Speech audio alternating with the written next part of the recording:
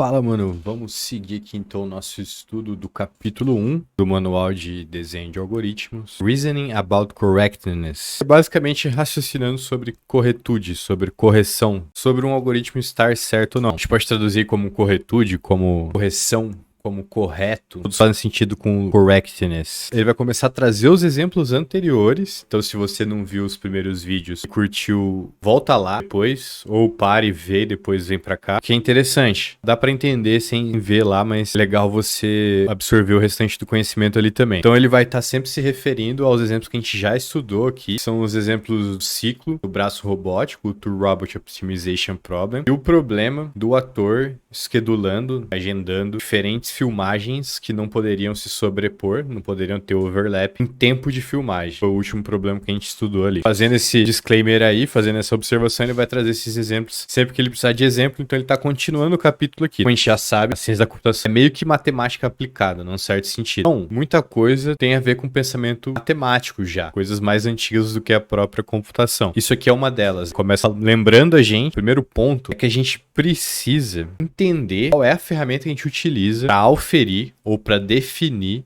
a corretude, a correção de um algoritmo. O que distingue um algoritmo correto de um incorreto? E essa ferramenta, esse critério de distinção, é justamente a prova. A ideia de prova, aqui no inglês é o conceito proof, é justamente completamente relacionado, uma derivação, inclusive, da ideia de prova matemática. Então ele começa a explicar aqui. Bom, prova matemática, ela depende de algumas partes, e ele vai destrinchando aqui pra gente em 4 partes. Tem tudo a ver com a prova de um algoritmo também. Então ele puxa aqui 4 partes dessa prova matemática. A primeira delas é puxar aqui o que é ferramenta. Eu falei aqui que é um critério também, né? Para provar a corretude de um algoritmo. Algo aqui não é de alguma coisa, é algoritmo, tá? Só resumindo para ir mais rápido. Qual que é o ponto? Ele vai falar o seguinte: essa ferramenta aqui é justamente o que a gente chama de prova matemática. E é o mesmo raciocínio.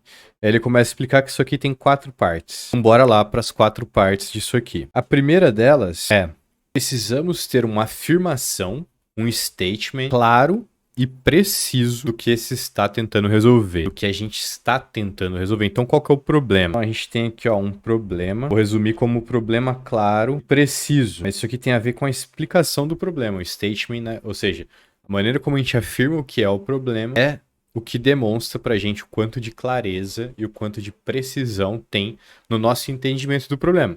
Isso aqui é o primeiro ponto importante para uma prova matemática e por uma prova. Quando eu falo de prova matemática, imagina um cara que fez um doutorado, um PhD em matemática, ele precisa demonstrar isso. É esse processo aqui que o Steven Skinner está trazendo pra gente. É o mesmo método por trás da prova de algoritmos, da correção de algoritmos. Beleza. Essa é a primeira parte. Agora, qual que é o segundo ponto que compõe a nossa prova aqui? Vai ter sempre um conjunto de pressuposições e coisas que a gente considera verdade. É como se fosse um modelo mental. E aí tem os settings, as configurações desse modelo. Por exemplo, caso anterior do ator que precisava schedular lá os diferentes filmagens de filmes dele lá. Foi convidado, ele precisava tomar a decisão.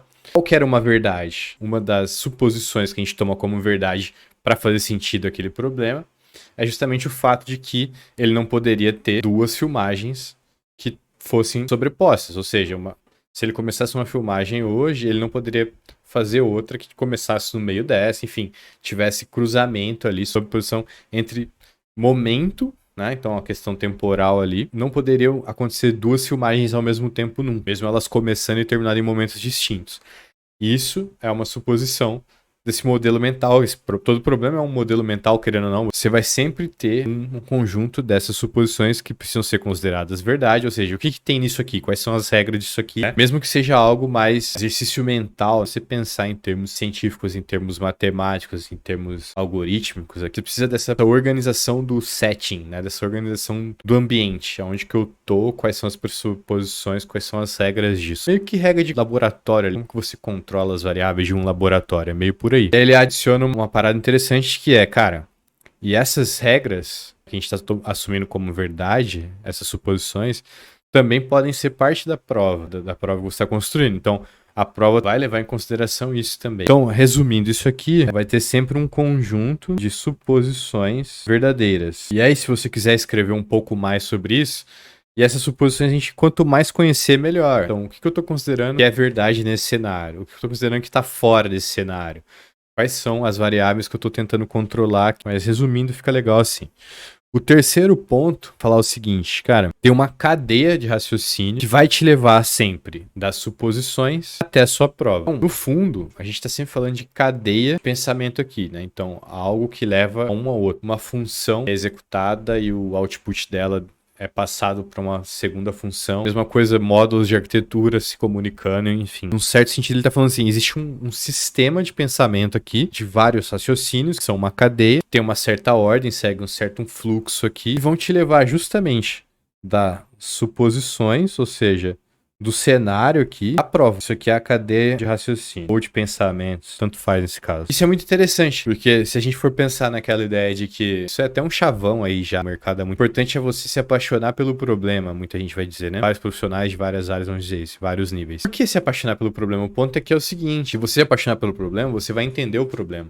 Entendendo bem o problema, que é o que a gente está trabalhando aqui, inclusive no background dessa ideia de prova tá isso, é mais fácil você encontrar a solução, né? É muito mais fácil você responder uma pergunta que você entendeu. Se alguém te perguntar em outra língua, em japonês, por exemplo, não sei como é que fala, qual é seu nome, e você não entendeu a pergunta, cara, vai dar sorte, vai responder seu nome sem querer ali, porque é a primeira resposta. Mas provavelmente você vai dar um sorrisinho amarelo assim e falar, é verdade, né? Yes, yes, yes. Assim, o exemplo é tosco, mas é meio que isso. Então, se você não entende a pergunta que você está respondendo, entenda a pergunta aqui como o problema também. Os problemas são bem expressados em boas perguntas, tá junto, assim, meio que dois lados da mesma moeda, né, num certo sentido, assim. É isso que ele tá lembrando a gente aqui com essa terceira regra da cadeia de raciocínio. E a quarta regra e última é que eles vão terminar sempre. Ele vai falar um símbolo que é um quadrado ou EED, que é uma sigla wedge em latim, que vai significar, portanto, está demonstrado, que é, se a gente quisesse arriscar no latim, wedge erat demonstrando. Parece um spell do Senhor dos Anéis ou Harry Potter, mas a brincadeira aqui é a seguinte, finaliza com esse termo em latim aqui, e o mais interessante é que a palavra é demonstrado. Prova é uma demonstração da sua corretude. E ela vai mostrar o problema de maneira clara e precisa, é o ponto 1.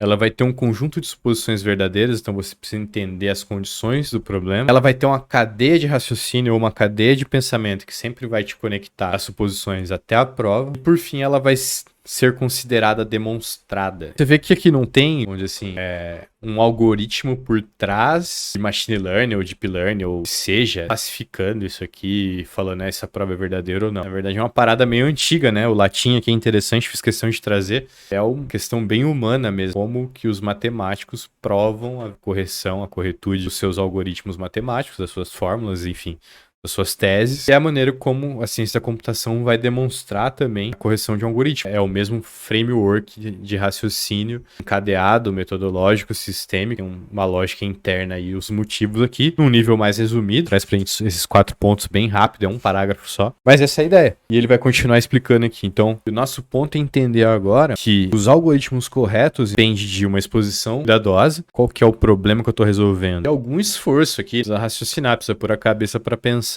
conectar os pontos e tudo mais, para mostrar como que o algoritmo é correto. Uma questão muito interessante que vem na sequência, a ideia de problemas e de suas propriedades. É uma aprofundada no assunto que ele já vem focando ali sobre as provas e a necessidade de a gente ter uma clareza de quais são as propriedades, as características de um problema. Então é muito interessante o raciocínio que ele traz aqui, porque ele vai lembrar o seguinte, cara, ó, mas antes de a gente falar de algoritmo, coloca aqui de lado, fala, vamos esquecer essa parte de algoritmo. Ele diz o seguinte, a gente precisa pensar, cara, no problema. Então ele tá falando que, cara, problema, muito claro, é diferente de algoritmo, beleza? O algoritmo já é o segundo passo, cara. O algoritmo é a solução da parada. O problema tá aqui, primeiro passo. Então ele fala assim, meu irmão, vamos esquecer isso aqui, vamos focar nisso aqui. Problema. Quais são as propriedades do problema? É o meu primeiro foco. Eu tenho que entender quais são as propriedades do meu problema, mano. Ele tá falando exatamente isso. Preciso de uma descrição muito cuidadosa. Uma descrição aprofundada. Uma boa descrição. Pra quê? Pra eu conhecer o cenário. Eu, particularmente, não conheço nenhum bom, excelente livro que não traz uma descrição minimamente boa das cenas e tudo mais. Pode ser meu gosto pessoal, gosto de ler Senhor dos Anéis, que é tenso pra caramba em descrição, por exemplo. Mas, mesmo que você não goste, você tem que dar o mérito ao Tolkien dele ter feito parada tão bem esmiuçada e que se você parar pra ler, você vai sacar muito qual que era o cenário, o que que tava acontecendo. Então, vamos brincar aqui que é uma descrição nível Tolkien, se você quiser ir bem a fundo mesmo. Ele vai dizer o seguinte, beleza, aqui entra a especificação do problema. As propriedades aqui, né? Aqui junto. Eu vejo quais são as especificações, quais são as specs do problema. E aqui tem duas partes, você vai apontar pra gente. A primeira parte é quais são os inputs que esse problema lida, quais são as instâncias que esse problema lida. Voltando lá no primeiro exemplo da primeira parte do capítulo. É uma lista de nomes? É uma lista de inteiros? Quais são as instâncias de input? Com o que ele está lidando? Eu preciso saber. Não tem como eu não saber isso aqui. Possível. Eu resolver um problema que eu não sei com que instâncias que ele está lidando. E o segundo ponto é justamente quais são as propriedades do output. Ou seja, meu algoritmo executado, o que ele libera? Qual que é o resultado final disso aqui? Onde que isso vai bater? Então, quais são os outputs? Uma descrição das propriedades do output aqui. E é muito interessante que ele traz aqui, cara. Essa parte é tão importante. Lembra que ele falou pra gente esquecer o algoritmo nesse momento? Ele falou, cara, nesse momento esquece o algoritmo. Isso é tão importante que ele falou assim, cara, você não consegue nem provar a corretude ou a correção de um algoritmo, se ele tá correto ou não, se o problema tiver mal descrito, se ele tiver mal problematizado. Ele diz exatamente isso, ele fala assim, ó, é impossível provar a corretude de um algoritmo para um problema mal definido. Ele fala fuzzily stated problem. Significa, né, um problema é que você não consegue enxergar direito, né, uma afirmação do problema, stated, traduzindo literalmente, porque é interessante pensar nisso, é um problema que tá ali meio, você tem uma imagem bagunçada do problema, ou seja, você não sabe qual que é o problema. Tipo, você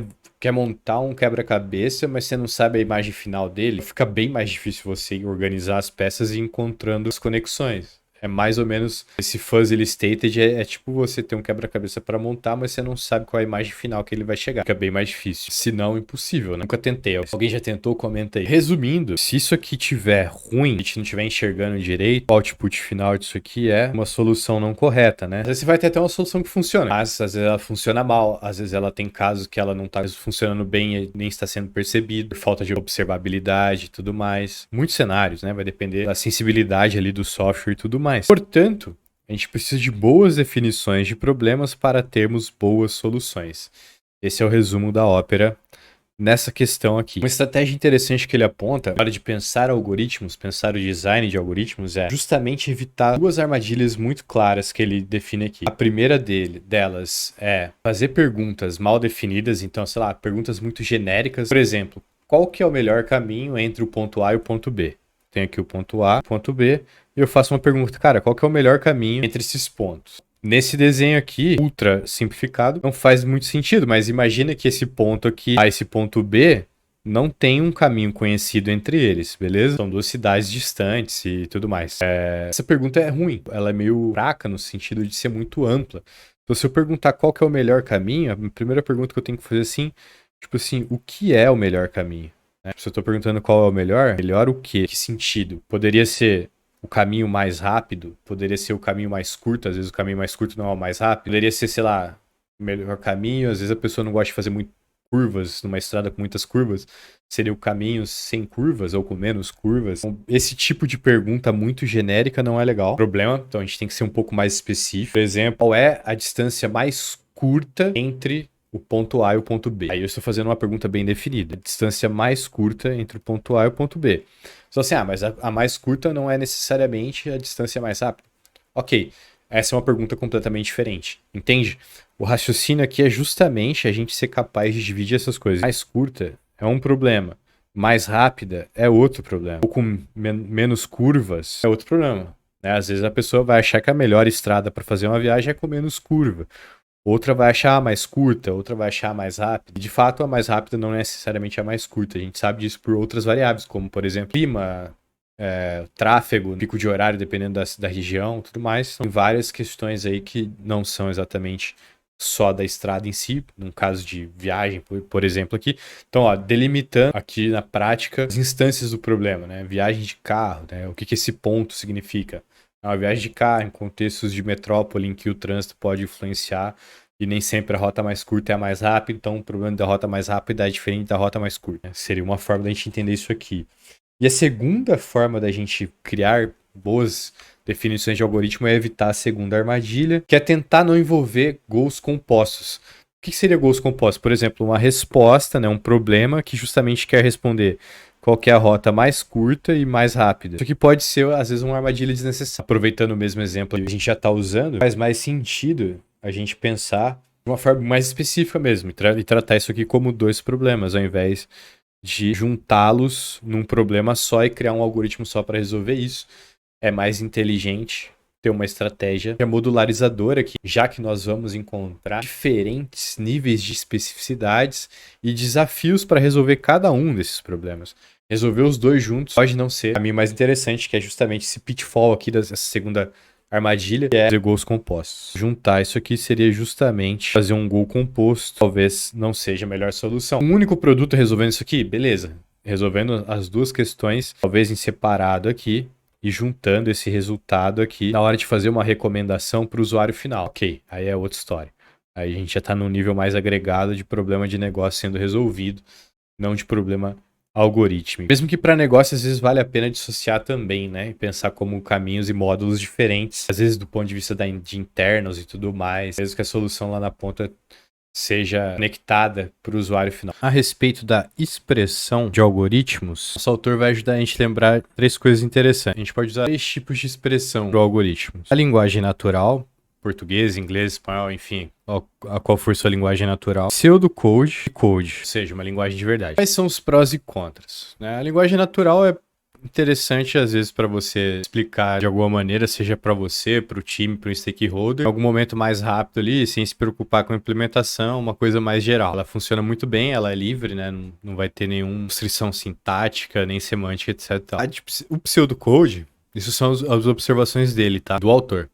O pseudocode é um intermediário interessante, né? Porque você já tem um pouco mais de rigor ali para organizar, expressar o pensamento, mas não tem todo o rigor de uma sintaxe completa, de uma linguagem de programação que seria executado ou interpretado ali, enfim, compilado, interpretado, executado de qualquer maneira ali, de alguma maneira ali, na sua IDE, no seu ambiente, enfim. Já o código, evidentemente, a versão final da implementação que vai precisar ser executado, seja compilado e interpretado, precisa ser executado. O autor fala, cara, às vezes o código não é interessante, às vezes a linguagem natural não é interessante. É melhor a gente usar pseudocódigo.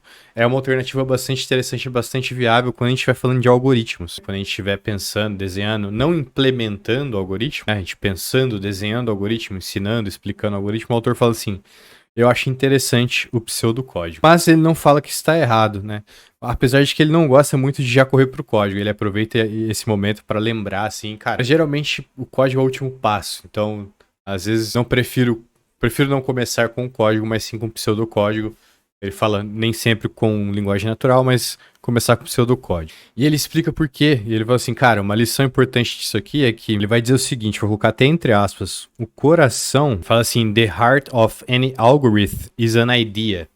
Então ele vai dizer assim, o coração, pra vocês verem que eu tô traduzindo literalmente, o coração de qualquer algoritmo, ele diz, vou abreviar aqui, qualquer algo é uma ideia. É por isso que ele acha que é interessante começar expressando o algoritmo em pseudocódigo. Acho muito interessante, ele fala assim, e sua ideia, se ela não tiver clareza, você expressar ela em formato de algoritmo, talvez você esteja usando uma notação muito baixo nível para descrevê-la. Então ele até defende aqui meio que nas entrelinhas que é até mais esclarecedor a gente pensar o algoritmo, né, o nível a mais abstrato da ideia da solução de, né, instâncias de um problema, suposições de um problema, qual é o caminho de raciocínio para você chegar à solução mais correta daquele problema. Ele coloca assim, cara, de tudo isso que eu falei nesse ponto de expressão de algoritmos, leve isso com você. Provar se o meu algoritmo, ou seja, a minha solução, ela é boa mesmo, ela é correta mesmo, eu preciso achar algum exemplo diferente que vai causar malfunção aqui, né? Que ele vai, na verdade, talvez não seja a melhor palavra, mas que ele vai gerar um resultado incorreto, não esperado. Isso invalida boas heurísticas, que parecem ser boas heurísticas, na verdade, né? Heurísticas bonitinhas, mas que no fundo não é uma candidata a ser um bom algoritmo, né? Que já é um outro passo, em certo sentido, mais consistente na solução de um problema quando a gente chega no algoritmo, né? Bom, e aí esses exemplos contrafactuais, quando eles são bons, o autor vai lembrar a gente que ele tem duas propriedades, duas características. Então, contrafactuais, duas propriedades. São ferramentas para a gente testar heurísticas ou até mesmo algoritmos e fazer aqui uma espécie de dar uma estressada na solução, para ver se ela aguenta mesmo. A primeira característica é verificabilidade, capacidade de verificação. Então, verificabilidade.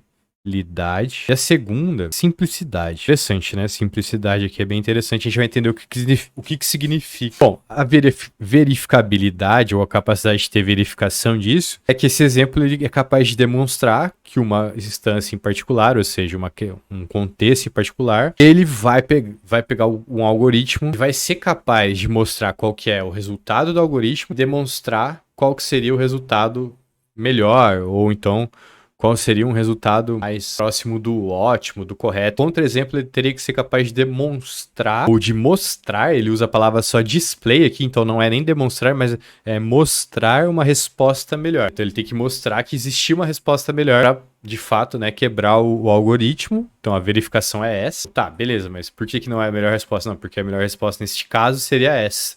E o algoritmo não chegou, então você consegue comparar e entender, não, de fato, o algoritmo não atingiu a resposta correta, a melhor resposta para o caso. E a simplicidade, né? Essa aqui foi a verificabilidade. E a simplicidade é justamente o seguinte: ele fala assim, todos os detalhes desnecessários estão fora de um bom exemplo. Ou melhor, de um bom contra-exemplo ou um contrafactual. Por quê? Porque bons exemplos contrafactuais, eles são bem claros no porquê esse algoritmo quebra. Ou seja, então, aqui de novo, a simplicidade já está vindo nesse capítulo desde antes, né? Mas nessa sessão sobre raciocínio e corretude, desde raciocínio e corretude, né? São formas que ele diz aqui duas vezes, formas diferentes. Ele tá deixando muito claro, falando, cara, ó, a gente precisa isolar os problemas, criar algoritmos que resolvem um problema em específico, porque isso tem muitas implicações. Primeiro, na capacidade de entender o problema, que impacta diretamente na capacidade de resolver o problema. Então, as duas coisas já de antemão só nisso. E é uma terceira aqui, inclusive, na capacidade até de testar esse algoritmo, essa heurística, a simplicidade é importante. Então, não adianta você trazer uma situação, um contexto cheio de questão, cheio de sujeira, cheio de variável bizarra, com correlacionamento, covariância, etc. e tudo mais. Ou seja, um universo muito complexo, caótico, porque você está jogando sujeira. Né? O pessoal da inteligência artificial vai entender isso como garbage in, garbage out, né? Fala-se muito isso na área de machine learning, inteligência artificial como um todo.